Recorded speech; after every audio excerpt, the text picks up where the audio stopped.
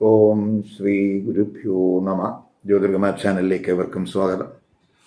ഇന്ന് ഞാൻ ചർച്ച ചെയ്യുന്നത് 2025 ജൂലൈ മാസഫലം കുംഭക്കൂറുകാർക്കും കുംഭലഗ്നക്കാർക്കും എങ്ങനെയാകും എന്നുള്ളതിനെ പറ്റിയാണ്. അതായത് അവിട്ട നക്ഷത്രത്തിൻ്റെ അവസാന 2 പാദം, ചതയം, പൂരിട്ടാതി നക്ഷത്രത്തിൻ്റെ ആദ്യത്തെ 3 പാദത്തിൽ പെടുന്നവർക്ക് ജൂലൈ മാസം എങ്ങനെയാകും. അപ്പോൾ നമ്മൾ ആദ്യമായിട്ട് ഈ കുംഭക്കൂറുകാരുടെയും കുംഭലഗ്നക്കാരുടെയും ജൂലൈ മാസത്തെ ഗ്രഹസ്ഥിതി എങ്ങനെയെന്ന് നോക്കാം.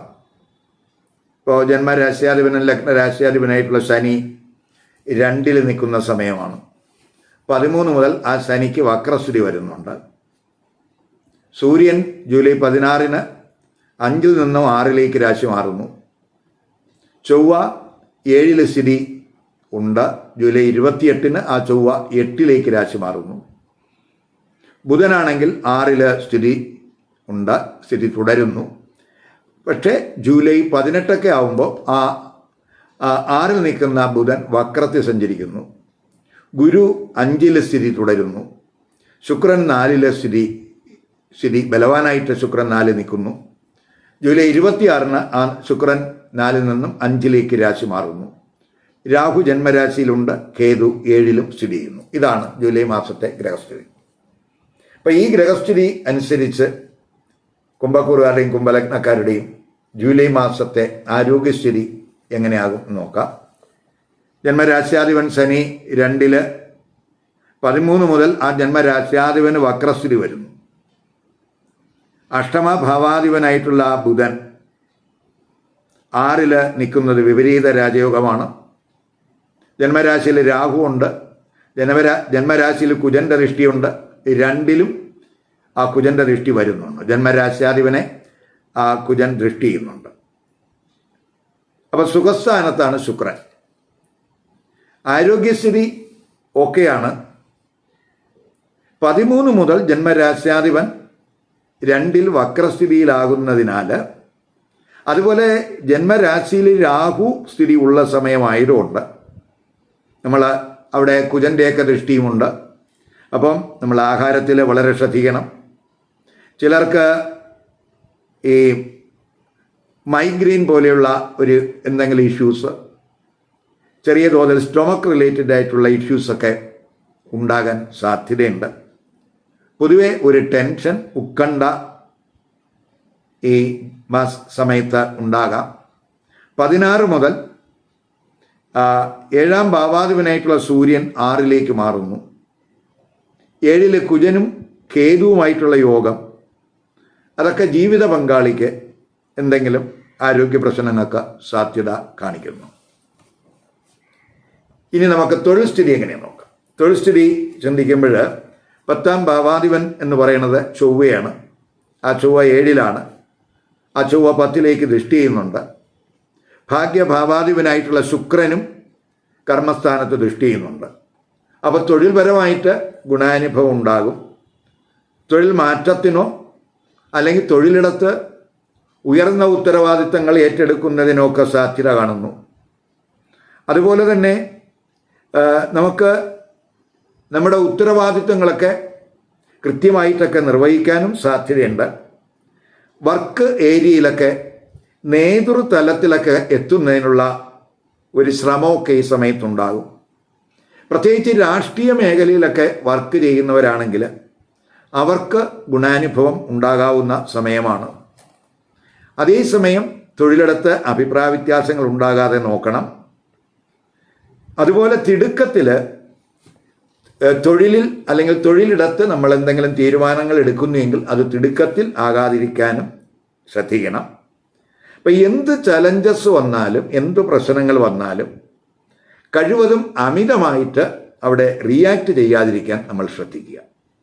ഇപ്പം ശുക്രൻ്റെയൊക്കെ ദൃഷ്ടി 10-ൽ ഉള്ളതിനാൽ കൂടെ വർക്ക് ചെയ്യുന്നവരുടെയൊക്കെ സഹകരണം പ്രതീക്ഷിക്കാം. അതുപോലെ തൊഴിൽ അന്വേഷകർക്കും പൊതുവെ അനുകൂല സാഹചര്യമാണ്. തൊഴിൽ ലഭിക്കുന്നതിനുള്ള തടസ്സങ്ങളൊക്കെ മാറിക്കിട്ടും.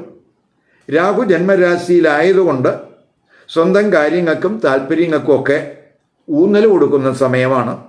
കാര്യസാധ്യത്തിന് നേരായ മാർഗങ്ങൾ ചിലപ്പോൾ അവലംബിക്കണമെന്നില്ല.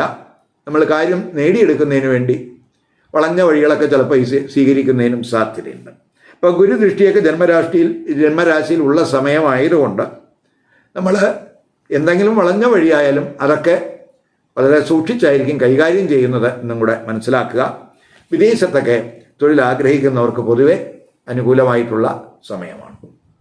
ഇനി ബിസിനസ്സുകാരെ സംബന്ധിച്ചിടത്തോളം 7ാം ഭാവാധിപനായിട്ടുള്ള സൂര്യൻ ഗുരുവുമായിട്ട് ആദ്യ പകുതി 5-ലാണ്. അത് ബിസിനസ് പ്രവർത്തനങ്ങൾക്ക് അരിക്ഷമമാകുന്നതിന് സഹായകമാണ്. അവസാനത്തെ പകുതി സൂര്യൻ 6-ലേക്ക് വരികയാണ്. ബിസിനസ് കാരകനായിട്ടുള്ള ബുധൻ 6-ൽ വക്രത്തിൽ സഞ്ചരിക്കുകയാണ്. അത് നമ്മൾ ബിസിനസ് കാര്യങ്ങളിൽ അവസാനത്തെ പകുതി ശ്രദ്ധ കൊടുക്കേണ്ടത് തന്നെയാണ് സൂചിപ്പിക്കുന്നത്. മാത്രമല്ല ബിസിനസ് റിലേറ്റഡ് ആയിട്ടുള്ള തീരുമാനം എടുക്കുമ്പോഴും വളരെ ശ്രദ്ധിക്കണം. 7-ലൊക്കെ കുജൻ്റെയും കേതുവിൻ്റെയൊക്കെ യോഗമുള്ള സമയമായതുകൊണ്ട് നമുക്ക് ഈ പാർട്ട്ണർഷിപ്പ് ബിസിനസ്സിലൊക്കെ ഒരു ശ്രദ്ധ വേണം. തർക്കങ്ങൾ ഒഴിവാക്കണം. അതുപോലെ തന്നെ ഒരു കെയർ കൊടുത്ത് പോകണം. തിടുക്കത്തിൽ ഒരു തീരുമാനവും എടുക്കാതിരിക്കാൻ ശ്രദ്ധിക്കുക. ഇനി വിദ്യാർത്ഥികളെ സംബന്ധിച്ചിടത്തോളം 5-ല് രവിയും ഗുരുവും സ്ഥിതി ചെയ്യുന്നത് പഠനത്തിലൊക്കെ നല്ല പെർഫോമൻസ് കാഴ്ചവെക്കാൻ കഴിയും. ആത്മജ്ഞാനം കൂടും. പൊതുവെ കൂടുതൽ അറിവ് സ്വായത്തമാക്കാനൊക്കെ സഹായകമായിട്ടുള്ള ഗ്രഹസ്ഥിതിയാണ് ആ രവിയും ഗുരുവൊക്കെ 5-ൽ നിൽക്കുന്നത്. ബുദ്ധിശക്തിയൊക്കെ കൂടും, അറിവ് കൂടും. അതുപോലെ 5ാം ഭാവാധിപനായിട്ടുള്ള ബുധൻ 6-ലായതുകൊണ്ട് അല്പം അച്ചടക്കവും ഡെഡിക്കേഷനും ഒക്കെ ഉള്ള വിദ്യാർത്ഥികളെ സംബന്ധിച്ചിടത്തോളം കോമ്പറ്റീറ്റീവ് എക്സാമിനേഷനിലൊക്കെ നല്ല ഒരു സ്കോറൊക്കെ കരസ്ഥമാക്കാൻ അത് സഹായകമാകും. 16 മുതൽ രവിയും ബുധനുമായിട്ടൊക്കെ യോഗം വരുന്നുവെങ്കിലും ആ ബുധന് 18 മുതൽ വക്രസ്ഥിതി വരുന്നത് എന്നുള്ളത് കൊണ്ട് അവസാനത്തെ പകുതി പഠനത്തിൽ ചിലപ്പോൾ ഊർജ്ജസ്വലത കുറയാം, ഡൈവേർഷൻ ഉണ്ടാകാം. അപ്പോൾ അവിടെ ഒരു കെയർ വേണം. മാത്രമല്ല ജന്മരാശ്യാധിപനായിട്ടുള്ള ശനി 13 മുതൽ വക്രത്തിൽ സഞ്ചരിക്കുന്ന സമയവും കൂടിയാണ്. അപ്പോൾ അവസാനത്തെ പകുതി പഠനത്തിൽ ശ്രദ്ധ കൊടുക്കണം. നമുക്ക് ഒരു എല്ലാ കാര്യത്തിലും ഊന്നൽ കൊടുത്ത് കെയർഫുള്ളായിട്ട് പോകേണ്ടുന്ന സമയമാണ്. വിദേശത്തൊക്കെ പഠനം ആഗ്രഹിക്കുന്നവർക്ക് പൊതുവെ അനുകൂലമായിട്ടുള്ള ഒരു അന്തരീക്ഷമാണ് കാണുന്നത്. ഇനി ധനസ്ഥിതി ചിന്തിക്കുമ്പോൾ 2ഉം 11ഉം ഭാവാധിപനായിട്ടുള്ള ഗുരു 5-ലാണ്. അതുപോലെ ഗുരു 11-ൽ ദൃഷ്ടി ചെയ്യുന്നു. 11ാം ഭാവാധിപൻ 11-ൽ ദൃഷ്ടി ചെയ്യുന്നു. ജന്മരാശാധിപനം ആയ ശനിയും 2-ലാണ്. ധനനേട്ടമൊക്കെ ഉണ്ടാകാവുന്ന സമയമാണ്. ധനാർജനത്തിനൊക്കെ ഒരു ശ്രമം ഉണ്ടാകും. ചിലർക്ക് സുഹൃത്തുക്കൾ വഴിയോ സാമൂഹ്യ ബന്ധങ്ങൾ വഴിയോ ഒക്കെ സാമ്പത്തികമായിട്ട് നില മെച്ചപ്പെടുത്താനുള്ള അതിനനുകൂലമായിട്ടുള്ള ഒരു ഗ്രഹസ്ഥിതിയായിട്ട് കാണുന്നുണ്ട്. ആഗ്രഹങ്ങളൊക്കെ നിർവഹിക്കാൻ സാധ്യതയുണ്ട്. ബുധനും രവിയും ഒക്കെ അവസാന പകുതി 12-ലൊക്കെ ദൃഷ്ടി ചെയ്യുന്നു. മാത്രമല്ല ശനി 12-ാം ഭാവാധിപനും കൂടിയായിട്ട് 2 നിൽക്കുന്ന സമയമായതുകൊണ്ട് ചെലവ് കൂടാൻ സാധ്യതയുണ്ട്. സുഖച്ചെലവിന് സാധ്യത കാണുന്നു. വിവാഹം, ദാമ്പത്യബന്ധം, കുടുംബജീവിതം എങ്ങനെ നോക്കാം. വിവാഹം ആലോചിക്കുന്നവർക്ക് ആദ്യ പകുതി ആലോചനകൾക്ക് സാധ്യത കാണുന്നു. എങ്കിലും 7-ല് ചൊവ്വയും കേതുവൊക്കെ യോഗം വരുന്ന സമയമായതുകൊണ്ട് ജീവിത പങ്കാളിയൊക്കെ സെലക്ട് ചെയ്യുന്നതിൽ ശ്രദ്ധിക്കണം. അവസാനത്തെ വാരം 7ാം ഭാവാധിപനായിട്ടുള്ള സൂര്യൻ 6-ലേക്ക് രാശി മാറുന്നു. അത് വിവാഹ ആലോചനകൾക്ക് ചിലപ്പോൾ തടസ്സം ഉണ്ടാക്കാം. കമിതാക്കൾക്കും അനുകൂല സമയമായിട്ട് കാണുന്നില്ല. 5ാം ഭാവാധിപൻ 6-ൽ നിൽക്കുന്ന സമയമാണ്. 5-ല് രവിയും ഗുരുവൊക്കെ യോഗം ചെയ്ത് നിൽക്കുന്നുണ്ട്. അതൊക്കെ പ്രണയബന്ധത്തിൽ ചിലപ്പോൾ ഈഗോ ഇഷ്യൂസൊക്കെ ഉണ്ടാകാൻ ഇടയുണ്ട്. ജന്മരാശിയിലെ രാഹു, അതുപോലെ കുജൻ്റെ ദൃഷ്ടി ജന്മരാശിയിൽ, 2-ല് കുജൻ്റെ ദൃഷ്ടി, 2-ല് ശനി, ഇവയൊക്കെ തന്നെ ചെറിയ സംശയങ്ങൾക്കും കൺഫ്യൂഷനൊക്കെ വഴിതെളിക്കും. ഇപ്പോൾ ഗുരുദൃഷ്ടി ഉള്ളതിനാൽ അവയൊക്കെ നിയന്ത്രണ വിധേയമാകും എന്ന് പറയാം. ദാമ്പത്യ ബന്ധത്തിൽ പൊതുവെ സന്തോഷമില്ലായ്മ, തെറ്റിദ്ധാരണകൾ, തർക്കങ്ങൾ ഇവയ്ക്കൊക്കെ സാധ്യതയുണ്ട്. അപ്പോൾ പൊതുവെ ഒരു തൃപ്തിക്കുറവ് 7-ല് ആ കേതുവൊക്കെ നിൽക്കുന്ന സമയമാണ്.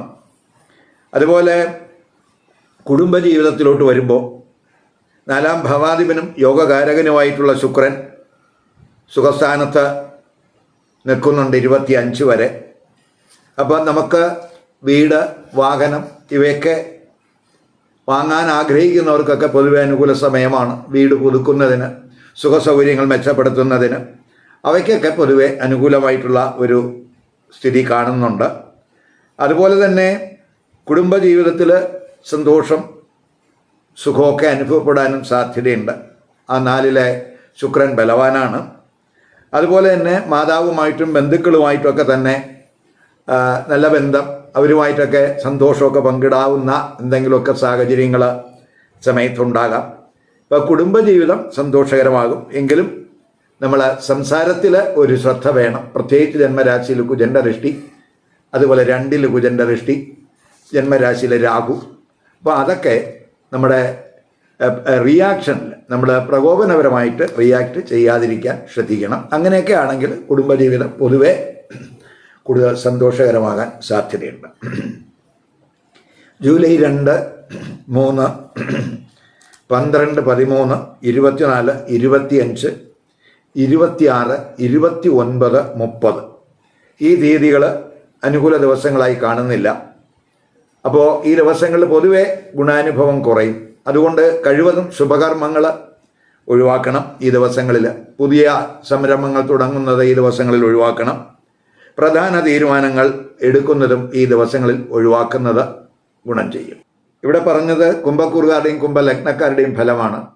കുംഭക്കൂറിൽ പെടുന്നവർക്ക് എല്ലാവർക്കും കുംഭലഗ്നമാകണമെന്നില്ല. കുംഭക്കൂറും കുംഭലഗ്നവുമായിട്ട് വരുന്നവർക്ക് ഈ പൊതുഫലത്തിൽ വലിയ വ്യത്യാസം വരാൻ സാധ്യതയില്ല. എന്തെങ്കിലും വ്യത്യാസം വരുന്നുണ്ട് എങ്കിൽ അതൊക്കെ ഇപ്പോൾ അവർക്ക് നടക്കുന്ന ദശയുടെയോ അപകാരത്തിൻ്റെയോ ഒക്കെ സ്വാധീനം കൊണ്ടുണ്ടാകുന്ന വ്യത്യാസമായിരിക്കും എന്ന് മനസ്സിലാക്കുക. ഇപ്പോൾ കുംഭക്കൂറിൽ പെടുന്ന വ്യത്യസ്ത ലഗ്നരാശിക്കാരുണ്ടാകും. അപ്പോൾ ആ ലഗ്നരാശിക്കാർ ആ ലഗ്നവുമായിട്ട് ബന്ധപ്പെടുന്ന ഫലം ഈ കൂറിൻ്റെ ഫലത്തോടൊപ്പം കമ്പൈൻ ചെയ്ത് കേൾക്കുകയാണെങ്കിൽ അവർക്ക് ഈ ജൂലൈ മാസത്തെ പൊതുഫലത്തിൻ്റെ ഒരു കൃത്യചിത്രം കിട്ടും. അതേസമയം ഈ നമ്മൾ മനസ്സിലാക്കേണ്ട ഒരു കാര്യം എന്ന് പറയുന്നത് ഈ കൂറിൻ്റെ ഫലത്തെക്കാളും കൂടുതൽ കൃത്യത ലഗ്നത്തിനുണ്ട് എന്നുള്ളത് കൊണ്ട് ലഗ്നഫലം കേൾക്കാനും കൂടെ ശ്രമിക്കുക. ഇനി ഇപ്പോൾ നടക്കുന്ന ദശയും അപകാരവും ഛിദ്രവും ഒക്കെ ജാതകത്തിൽ ഇഷ്ടസ്ഥാനത്ത് നിൽക്കുന്ന ഗ്രഹങ്ങളുടേതാണോ അല്ലയോ എന്നുള്ളതിനനുസരിച്ച് ഈ പൊതുഫലത്തിൽ വ്യതിയാനം വരാനും സാധ്യതയുണ്ട്. അവയൊക്കെ നമ്മൾ ജാതക നിരീക്ഷണത്തിലൂടെ മാത്രം പറയേണ്ടുന്ന കാര്യങ്ങളാണ് എന്നും കൂടെ മനസ്സിലാക്കുക. ഈ വീഡിയോ ഇഷ്ടപ്പെട്ടുവെങ്കിൽ ലൈക്ക് ചെയ്യുക, ഷെയർ ചെയ്യുക. അതുപോലെ സബ്സ്ക്രൈബ് ചെയ്യാത്തവർ സബ്സ്ക്രൈബ് ചെയ്ത് കാണുക. മറ്റൊരു പുതിയ വിഷയവുമായി അടുത്ത വീഡിയോയിൽ കാണാം. നമസ്കാരം.